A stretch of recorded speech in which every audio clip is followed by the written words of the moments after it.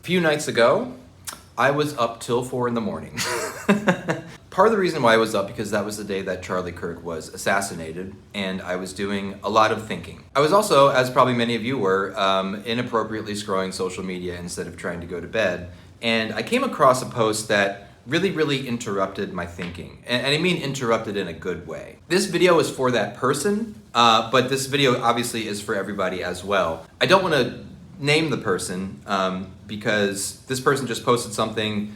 They didn't do it to get attention or gain notoriety, and I don't want to draw attention to someone who doesn't necessarily want it. I will say that my connection to this person is from my fundamentalist Christian upbringing. And let me just paraphrase what their post said. It was very simple, basically saying how sad this person was that Charlie Kirk had been assassinated. For this person, Charlie Kirk was a really important and influential and respectable Christian man who was standing up for their values. We now have a wife without a husband, 2 kids without a dad, and just how awful that is.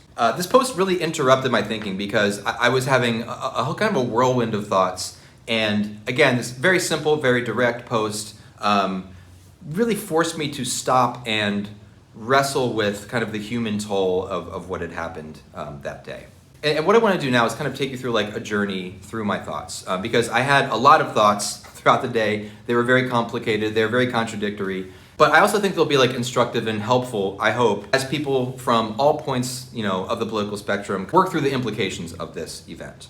I want to first say why I'm doing this. I'm doing this because I, like a lot of people, are so tired and sorrowful over the way that just hatred and vengeance and violence are just becoming increasingly normalized in our society. And I think tragedies like this are good opportunities to kind of step back and really kind of like think through these things. So that's the main reason why I'm doing this. A lot of us believe that the human race is one organism, right? We are all one thing. If you're religious, you might say, well, we all descended from one person created by God. If you believe in biological evolution, as I do, we all have one common single-cell ancestor. But we constantly develop ideologies and religions and politics and other things that tell us that's not true, that we're all different, we're all separate, and we need to fight each other for dominance. And I don't care what your politics are, look at how great that's going.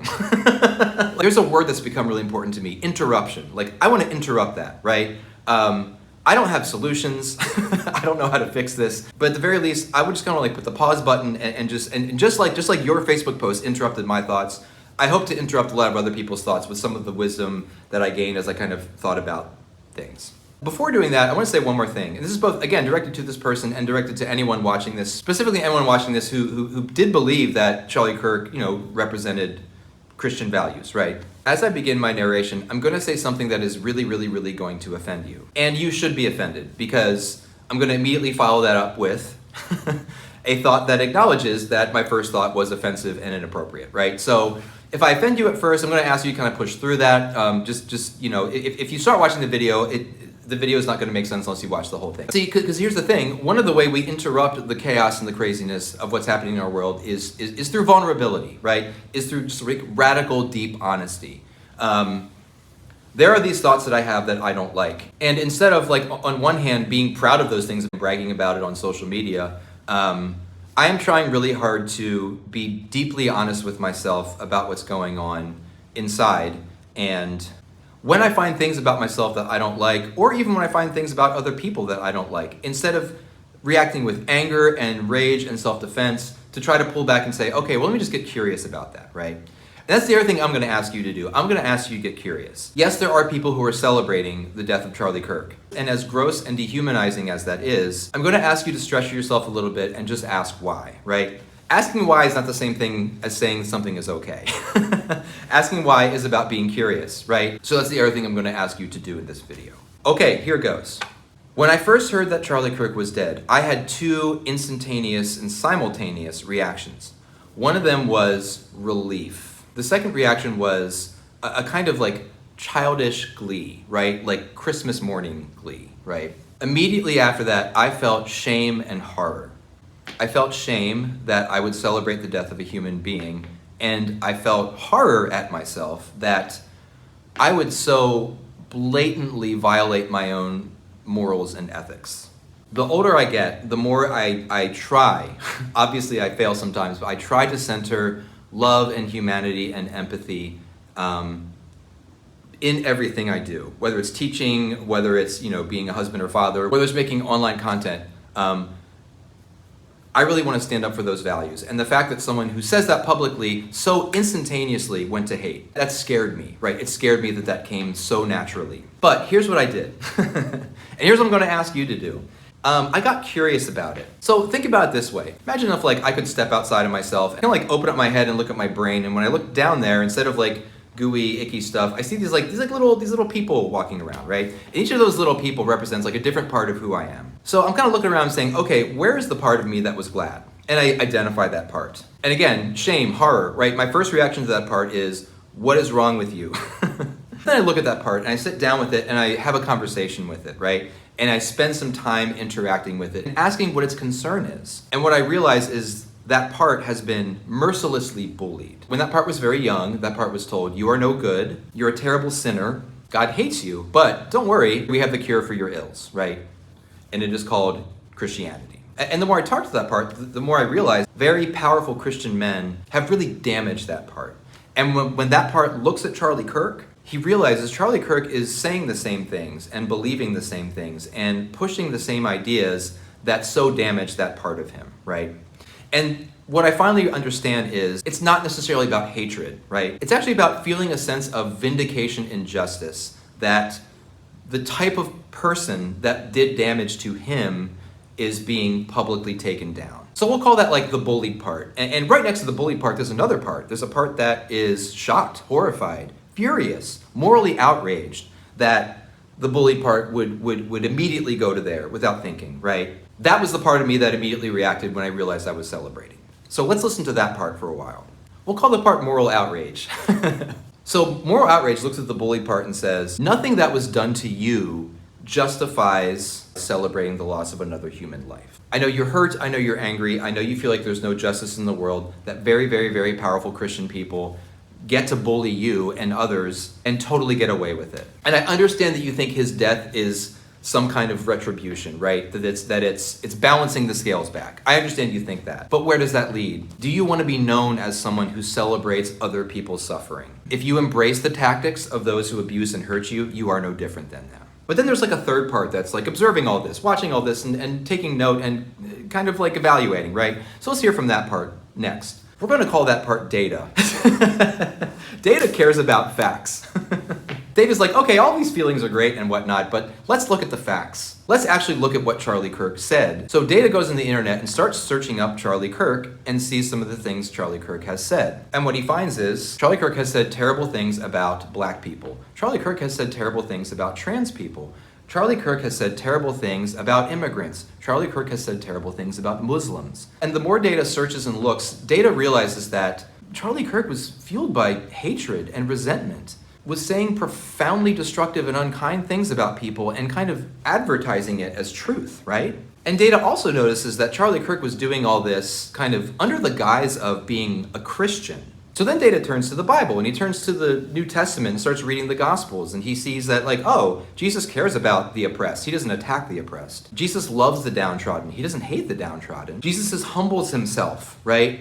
To identify with and walk alongside the oppressed and lift them up. He doesn't tear them down with his words. So Data concludes, after looking at the facts, the bully part has a point. The bully part is not wrong that Charlie Kirk was hurting people. And I'm going to step out of the metaphor really quickly and just talk personally.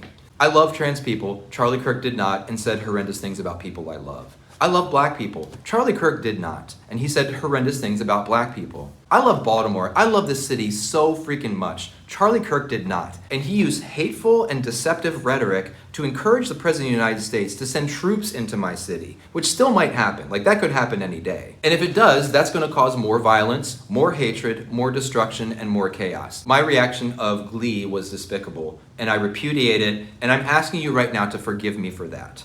However, if I'm going to do that, if I'm going to be vulnerable and honest, if I'm going to open myself to you, I want you to open yourself to me and try to meet me halfway and understand the damage that this man did.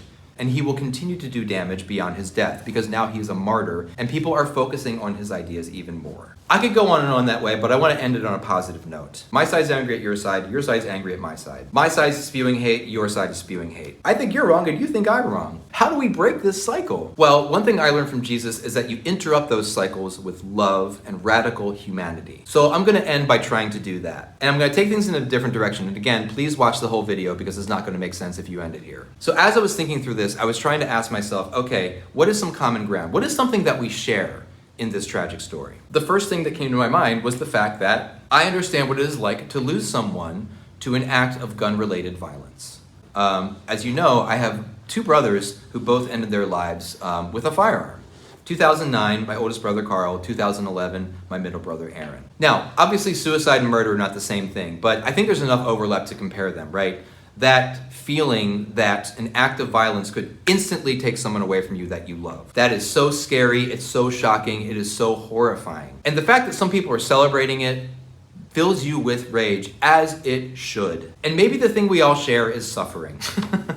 We are all suffering right now. We are all suffering the consequences of endless division and hatred. But the problem is that we're all retreating to our corners where all the people who are suffering look like us or think like us or talk like us or whatever, right?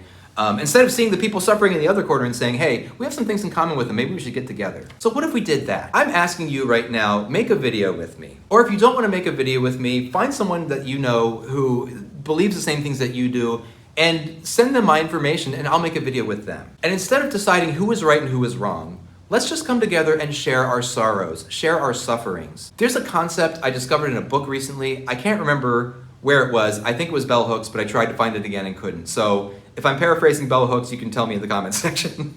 Living in the hyper-individualistic culture that we do, all of us kind of live in a desert, right? All of us are lonely. All of us feel misunderstood. All of us wish we were more connected to people. What if we joined our deserts together? Right now, so much of our politics is built on making other people suffer. And maybe the only way out of that is to just acknowledge we all suffer. Suffering is real. Suffering is fundamental to being human. And instead of trying to create a world where we reduce our suffering by putting suffering on other people, what if we try to create a world where we reduce suffering for everybody? I have no idea what that would look like. I don't know if that's even possible. But if we even tried to do that, the world would have a lot less hate, a lot less rage, a lot less suffering, a lot less separation.